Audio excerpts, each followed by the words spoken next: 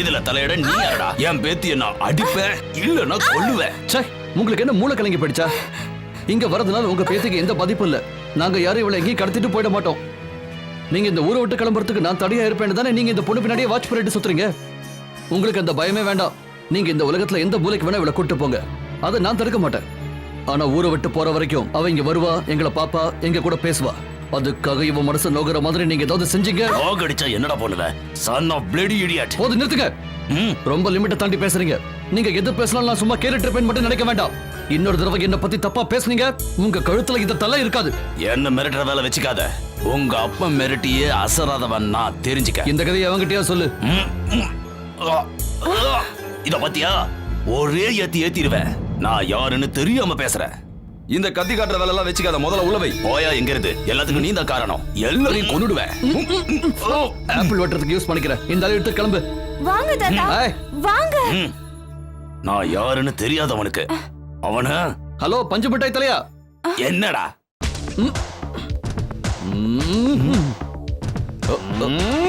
Don't to தம்பி, கத்திய வச்சுக்கிட்டு விளையாடாத. நீ கத்திய விட்ட உன் வாழ்க்கை அவ்வளவுதான். Don't do it. இல்ல வேண்டாம் கத்திய வீசாத. தயவு செய்து வீசாத. சொல்றத கேளு தம்பி. நோ. இந்தாங்க போய் ஷேவ் பண்ணிக்கங்க.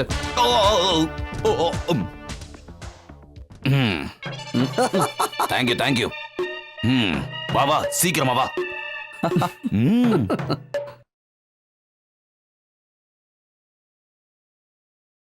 Pooja, what is this? What are you doing here? I just can't believe this. Arya தேவியும் பூஜாவியும் இந்த சிச்சுவேஷன்ல பாப்பன்னு நினைச்சு கூட பார்க்கல. ஏதோ பெரிய ப்ராப்ளம் ஆச்சுன்னு கேள்விப்பட்டேன். ஆனா நிலைமை இந்த அளவுக்கு மோசமா இருக்குன்னு எதிர்பார்க்கல. And I was not in station. Stage show USல இருந்தது.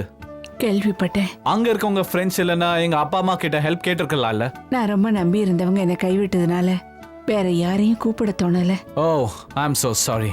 நாளைக்கு எனக்கு இங்க ஒரு ஷோ இருக்கு. நான் அதுக்காக தான் வந்திருக்கேன். Why don't you join me? இந்த ஷோல என் கூட நீங்க பாடுறீங்களா? அட்லீஸ்ட் இந்த மூடுக்கு ஒரு சேஞ்ச் கிடைக்கும். நோ நிதின், நான் இப்போ பாடுற நிலைமையில இல்ல. அது மட்டும் இல்ல, ஆபரேஷனுக்கு அப்புறம் நான் பாடுறதும் இல்ல. அப்போ நான் பூஜா நீ ட்ரை பண்ணி பாரு. இதுக்கு முன்னாடி ஸ்டேஜ்ல பாடி இருக்கல்ல? No Nitin, I can't. இல்ல, மியூசிக் சம்பந்தப்பட்ட வேலை உனக்கு பொருத்தமா இருக்கும். ஹோட்டல் வேலையை விட்டுறலாம்ல. அது பரவாயில்ல, எனக்கு அந்த வேலை ரொம்ப பிடிச்சிருக்கு. Okay, it was just a suggestion. மும்பைல முன்னாடி எங்க நெய்பரா இருந்த கர்னல் விஜயராகவனோட பையன் தான் இவரு. கொஞ்ச நாள் அம்மாவோட சிஷ்யனா இருந்தாரு. சில சினிமாலையும் பாடியிருக்காரு. பாப் ஆல்பம்ஸும் நிறைய பண்ணிருக்காரு. இந்த கதையை சொல்றதுக்கு தான் எங்க வேலையை நிறுத்திட்டு கடையில இருந்து இங்க கூட்டிட்டு வந்தியா? நான் இன்னும் சொல்லி அப்ப முடிக்கல. சீக்கிரம் சொல்லு, எனக்கு வேலை இருக்கு. டென்ஷன் ஆகாதீங்க, இருக்க சொல்றேன். நான் சொல்ல போற விஷயத்துக்கு அவசரப்பட்டு நோ சொல்லிடாதீங்க. நோ சொல்ற மாதிரி விஷயமா இருந்தா அப்படிதான் சொல்லுவேன். சரி, நான் உங்ககிட்ட சொல்றதா இல்ல, உங்ககிட்டயே சொல்றேன். மத்த விஷயங்கள்லாம் பேசிட்டு இருக்கும்போது நிதின் கிட்ட ரவீந்திரன் மாஸ்டர் பத்தியும் உங்களை பத்தியும் சொல்லிட்டு இருந்தேன். அப்போ நிதின் தான் இந்த ஐடியா கொடுத்தான். ரவீந்திரன் சார் மியூசிக்ல ஹிந்துஸ்தானி டச்சும் லவ் டச்சும் அப்புறம் இப்ப இருக்கிற மாடர்ன் ஃபியூஷன்லாம் மிக்ஸ் பண்ணி ரொம்ப டிஃபரெண்டா மியூசிக் ஆல்பம் ரெடி பண்ணலாம்னு சொல்லிருக்காரு. பாஸ்கர் அங்கிள் தபேலா வாசிச்சு, இந்த அங்கிளோட கிளாரினெட்டும் சைக்கோலிக்காவோட ஹார்மோனியம் எல்லாத்தையும் யூஸ் பண்றோம்.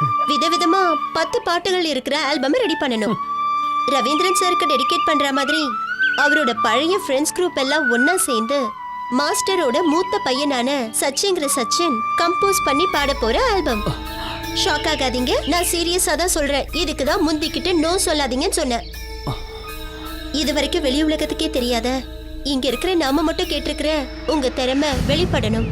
கம்போஸ் பண்ணி ரெடி பண்ணிட்டா நிதின் நமக்கு ஹெல்ப் பண்ணுவான். ரெக்கார்ட் பண்றதுக்கும் ஆல்பம் ரிலீஸ் பண்றதுக்கும். சொல்லி முடிச்சாச்சா?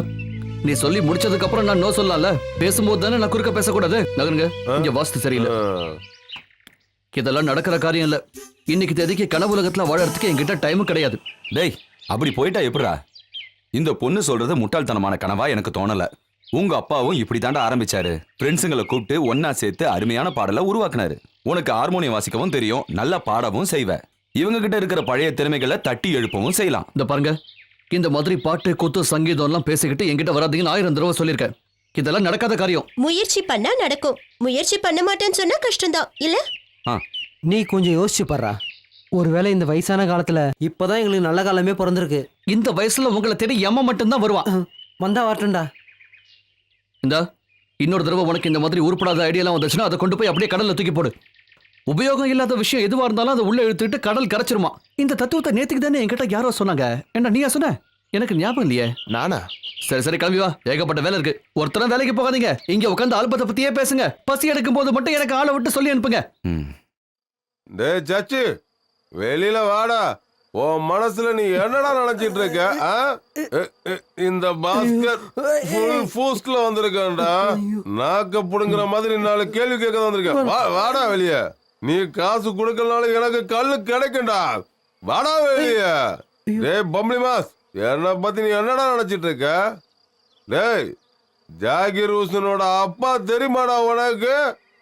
தெரியுமா? உனக்கு எங்கடா தெரிய போகுது? முன்னாடி பாம்பேல உங்க அப்பா கூட ஒரு ப்ரோக்ராமுக்கு வாசிக்க போகும்போது என் வாசிப்பை பார்த்து அப்படியே ஸ்டேஜுக்கு வந்து என்ன கட்டி பிடிச்சி போராட்டின அந்த நல்ல மனுஷன்டா. சரி அதெல்லாம் விடு.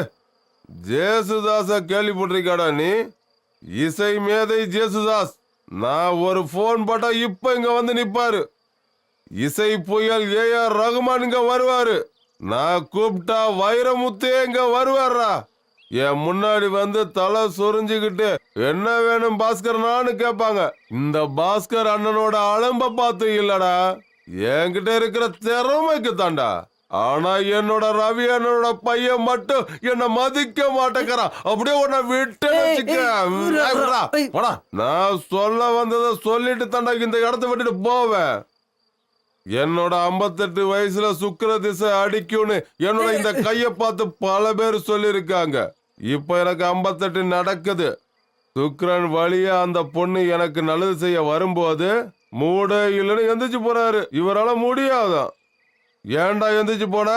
பாட முடியாதுன்னு சபதம் போறதுக்கு நின்னா சபத சாமியாரா இல்ல நீலாம்பேரியா? உன்னை பாட வச்சுட்டு தான்டா நான் போவேன். உன் கழுத்தை நெரிச்சு. எதுக்காக என்னோட டைம் இப்படி வேஸ்ட் பண்ணிக்கிட்டு இருக்க? ஆளு வளர்ந்த அளவுக்கு கொஞ்சமாவது அறிவு வளரவனா? நீ எவ்வளவு வளர்ந்திருந்தா என்ன? கோபம் வந்தா மூத்தவன் இளையவன்லாம் பார்க்க மாட்டேன். இது எங்க அம்மாவும் அப்பாவும் வாழ்ந்த வீடு. இங்க நின்று ஏதாவது தேவையில்லாம பிரச்சனை பண்ண எங்க பேரு கெட்டு போற மாதிரி நடந்துகிட்ட கையில கிடைக்கிறது அப்படியே எடுத்து சொல்லிடுவேன். நாம போகலாம். அவன் நிறைய குடிச்சிருக்கான்னு நினைக்கிறேன். போதை தெளிஞ்சதும் நாம வந்து தெளிவா பேசலாம். ஏன்னா குடிகாரன் பேசுனா விடிஞ்சா போயிடும்ல. எப்பா நீ நல்லா தூங்குங்க. I will go back. வரட்டுமா? Good night. வராதீங்க.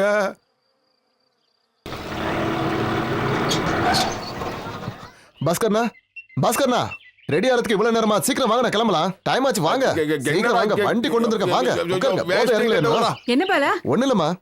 ஏதாவது பிரச்சனையா? ஒண்ணு இல்ல. எங்க கூட்டிட்டு போற அவரை? வந்துருவாரு.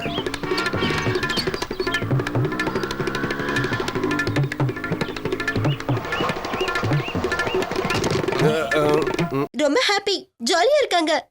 ஓகே, அவங்க கிட்ட சொல்லிடலாம்ல? அம்மா கிட்ட சொல்லிடுறேன். Okay bye. கேசட்டை கொரியர்ல அனுப்புனது நிதினுக்கு கிடைச்சிருக்கு. கேட்டதும் கால் பண்ணிருக்கான்.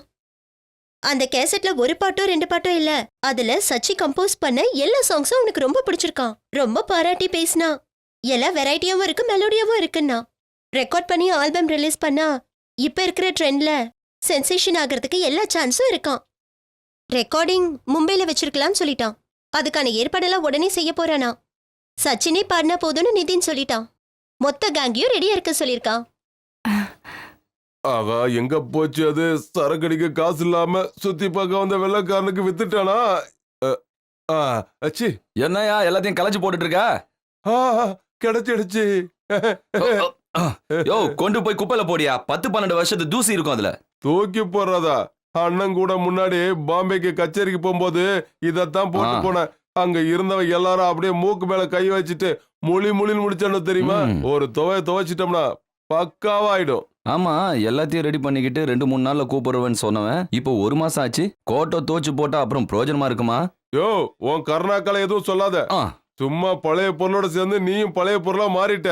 நேத்துதான் அவங்க நம்ம கிட்ட தெளிவா சொன்னாங்கல்ல, கொஞ்ச நாள் ஆகும், இருந்தாலும் ரெடியா இருங்க, திடீர்னு கூப்பிடுவாங்கன்னு. அந்த நேரத்துல கோட்டை தேட வேண்டாம் பாரு. ஆமா, கரெக்ட். அப்புறம் இந்த பாம்பேல மாலிக்குன்னு ஒண்ணு கிடைக்கும். மீன்காரங்க விற்பாங்க.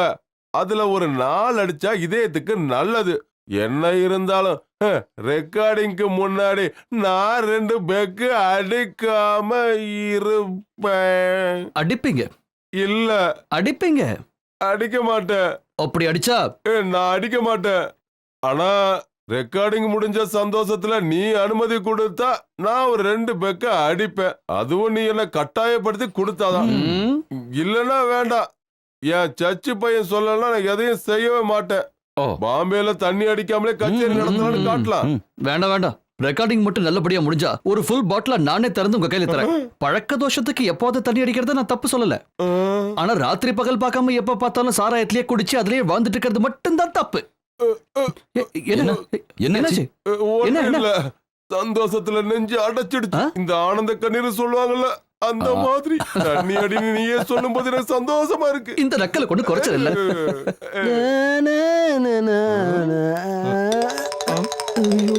எங்க நடுவருங்க நிலுங்க. அந்த இடத்த விட்டு அசைஞ்சா துரத்தி துரத்தி அடிப்பேன். பக்கத்து தெரு ஒரு கடையில பைஜாமா ஜிப்பா தச்சு தாடான்னு சொன்னேன். அளவு சரியா இருக்கான்னு போட்டு பார்த்தேன். சரி பாஸ்கரனுக்கும் ஃப்ரெண்ட்ஸுகளுக்கும் காமிக்கலான்னு வந்தேன். நீ இருக்கிறத கவனிக்கல. திட்டாதப்பா, அவுத்துறேன். வேண்டாம், அது அப்படியே இருக்கட்டும், விடுங்க. உங்க சந்தோஷத்தெல்லாம் பார்க்கும்போதுதான் நான் ஏன் இத்தனை நாள் பாடாம இருந்தேன்னு வருத்தப்படுறேன். என் கையில 4 டோஸ் வாங்கினதும் பையன் திருந்திட்டான்ல. லேட் பண்ணாம அந்த டோஸை கொஞ்சம் முன்னாடியே கொடுத்திருந்தா நல்லா இருந்திருக்கும்ல. அதுக்கு நீ ஒரு சின்ன கேப் கொடுத்தாதானடா நான் உன்னை திட்ட முடியும். சச்சினா ஆ? சச்சினா இங்க வா. என்னடா வாண்ணா வாங்க. என்ன? எல்லாரும் வாங்க. எங்கடா? வாண்ணா உள்ள போய் பாருண்ணா. गुनगुनाते दिल की गूंज सुन ले, मेरे सुरों में समा ले, मेरे प्यार का तू गीत गा ले। हो, तेरे प्यार में हूँ पागल, तूने दिल किया है घायल, तू ही मेरी जिंदगी की कोयल, नटखट होठों से। ஆள் ஆளுக்கு என்ன என்னெல்லாம் சொல்லி ஏத்தி விட்டீங்க. இவருக்கு 58 வயசுல சுக்கர தசை அடிக்க போகுதான். நல்லா அடிச்சது பாருங்க. கோட்டு சுட்டு போட்டுக்கிட்டு ஜிப்பா போட்டுட்டு இந்தி கத்துக்கிட்டது எல்லாம் பெஸ்ட். 4 காசா இருந்தாலும் ஏதோ கஷ்டப்பட்டு உழைச்சு சம்பாதிச்சிட்டு இருந்த எனக்கு இது வேணும். என்ன சங்கீத சக்கரவர்த்தியாக்கி பார்க்கணும்னு ஆசைப்பட்டீங்களே, இப்ப உங்களுக்கு திருப்தியா? லோக்கல் சேனல்ல மொக்க பாட்டு பாடிக்கிட்டு இருந்தவ இப்ப நம்பர் 1ல இருக்கான். ஒரே ஆல்பத்துல கண்ணை மூடி கண்ணை திறக்கிறதுக்குள்ள இப்ப அவ சூப்பர் ஸ்டார். அவனை நேர்ல பார்க்கணும் தானே இருக்கேன். கொன்னுட்டு ஜெயிலுக்கு போகணும் தான் தோணுது. எனக்கு அவனை அன்னைக்கே பிடிக்கல. சரி நீங்களாம் நம்புறீங்களேன்னு நானும் நம்பினேன். நான் அப்பவே நினைச்சேன். நான் சொன்னாதான் நீங்களும் கேட்க மாட்டீங்களா? ஏய், டேய் இதை எப்படியே விட்டுறக்கூடாதா? அவனை நம்ம கிட்ட அறிமுகப்படுத்தின ஆரிய தேவி தானே, அவளை போய் பார்க்கலாம். இப்போ அதெல்லாம் சொல்லி பிரயோஜனம் இல்ல. போனது தான். சங்கீதத்தை அப்படி யாராலையும் திருடிட்டு போக முடியாது. உனக்குள்ள சங்கீதம் இருக்கிற வரைக்கும் பணமும் பேரும் எப்ப வேணாலும் சம்பாதிக்கலாம். தேவையில்ல, எனக்கு அந்த ஆசை இல்ல. இதுக்கப்புறம் உங்களை யாராவது பாட்டு சங்கீதம் என்கிட்ட ஏதாவது பேச வந்தீங்கன்னா அப்புறம் நான் மனுஷனாவே இருக்க மாட்டேன். உங்களுக்கு தான் இன்னொரு தடவை உங்க கையால தபலாவை நீங்க தொடர்றதா பார்த்தேன், அதை வெட்டி ஊறுகா போட்டுருவேன். நீங்களும் கிளாரினெட் வச்சு அடுப்போதுனா போதும். அட்லீஸ்ட் அதுக்காவது அது யூஸ் ஆகட்டும்ங்கிற. போதும், இது எல்லாத்தையும் மறந்துருங்க.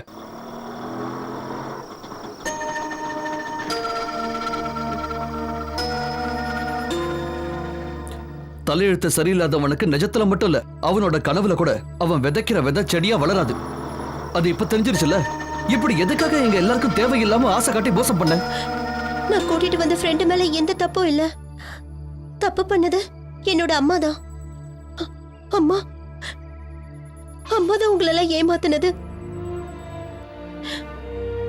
எல்லாத்தையும் இழந்த அவங்க தற்கொலை பண்ணிக்கலாமாங்கிற அளவுக்கு யோசிச்சிருக்காங்க.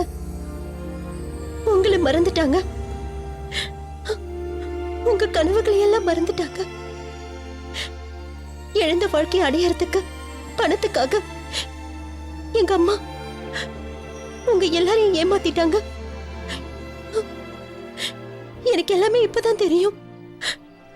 அம்மாவுக்கு பதிலா எல்லார்கிட்டயும் நான் மன்னிப்பு கேட்டுக்கிறேன்.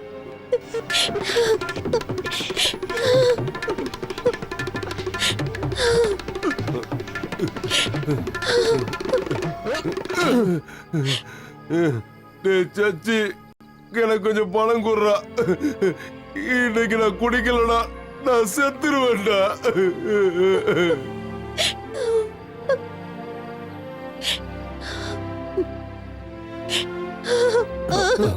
என்னம்மா இது? சரி விடுமா. இங்க வந்து நடந்ததெல்லாம் எங்க கிட்ட சொன்னீங்க, அதுக்கே ஒரு மனசு வேணும்.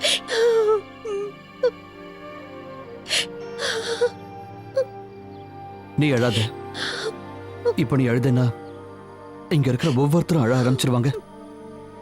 எங்க அப்பாவோட ஃப்ரெண்ட்ஸ் இல்ல, அவர் கூட பழகிருக்காங்களே, அவர் குணம் இவங்களுக்கும் தொத்தி இருக்கு. தெரிஞ்சவங்க யாருக்கு கஷ்டம்னாலும் சரி அதை பங்கு போட்டுக்கிட்டே பழகிட்டாங்க. போகட்ட விடு. ஆத்துல வெள்ளம் கரை புரண்டு ஓடிக்கிட்டு இருந்தாலும் சரி, நம்ம கையளவுக்கு தான் அள்ள முடியும். தாகமா இருந்தா மறுபடியும் அள்ளணும்.